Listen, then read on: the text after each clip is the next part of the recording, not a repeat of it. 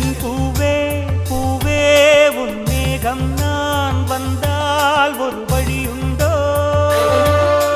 சாய்ந்தாடும் சங்கில் துளி பட்டாலும் முத்தாகிடும் முத்துண்டே படை கொண்டு நடக்கும் மன்மத சிலையோ மன்னவன் விரல்கள் பல்லவன் மொழியோ இமைகள் உதடுகள் ஆகுமோ வெட்கத்தின் விடுமுறை ஆயுளின் வரைதான்